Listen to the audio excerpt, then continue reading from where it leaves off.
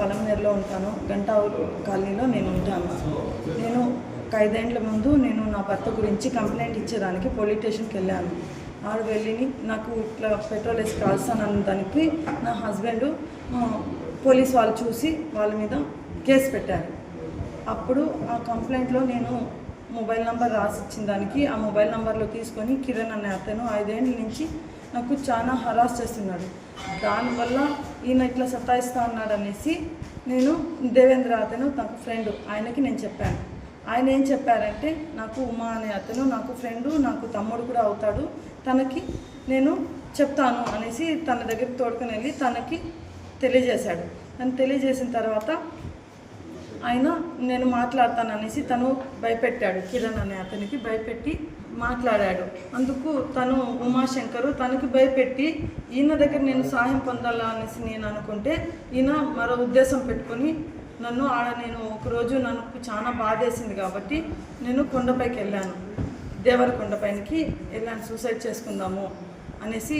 వెళ్ళిన తర్వాత నా భర్త గురించి వీళ్ళు ఇట్లా హరాస్మెంట్ చేస్తున్న వాళ్ళు దాని గురించి నేను దేవరకొండపైకి వెళ్ళాను. అక్కడికి వెళ్ళిన తర్వాత ఉమాశంకర్కి మిస్ కాల్ ఇచ్చాను.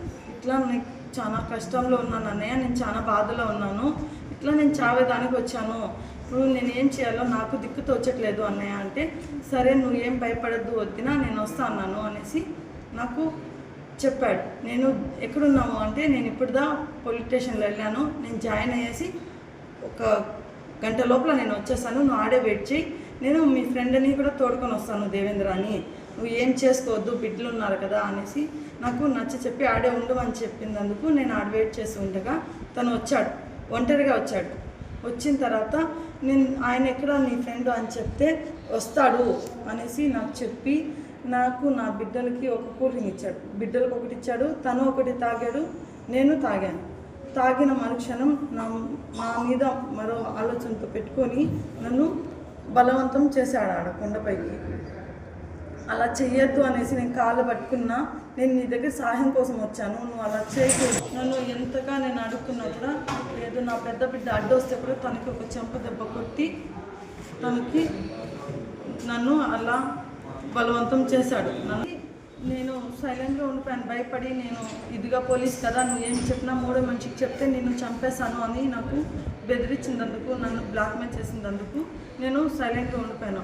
మళ్ళీ దాని తర్వాత నేను సైలెంట్గా ఉన్నా కూడా మరో విధంగా ఇప్పుడు నేను చేసింది తప్పు కాబట్టి ఇంకా మేమిద్దరు ఇష్టంగా చేసుకుంటే అది తప్పు కాదు అనేసి నన్ను రోజు వచ్చి వేధిస్తున్నాడు సార్. అందుకని నేను అది భయపడి నేను ఎస్పీ దగ్గరికి వెళ్ళాను, చిత్తూరు ఎస్పీ దగ్గరికి వెళ్ళి కంప్లైంట్ ఇచ్చేదామనేసి వెళ్ళాను. ఆడికి వెళ్తే పలంనేరు ఎస్ఐ దగ్గర వెళ్ళమన్నారు, ఆడికి వెళ్తే వాళ్ళు బంగారుపాలెం పోలీస్ స్టేషన్కి వెళ్ళమన్నారు. సరే ఆడ వెళ్తే కూడా మళ్ళీ మేము డిఎస్పీ దగ్గర వెళ్ళమని చెప్పారు. నిన్న డిఎస్పీ దగ్గర వెళ్ళినా కూడా నాకు ఏ న్యాయం అయితే చేయలేదు. నేను ఎక్కడ వెళ్ళినా ఆ కంప్లైంట్ నాకు ఇప్పుడు కావాలి ఇవ్వండి అంటే కూడా కంప్లైంట్ కూడా లేదు.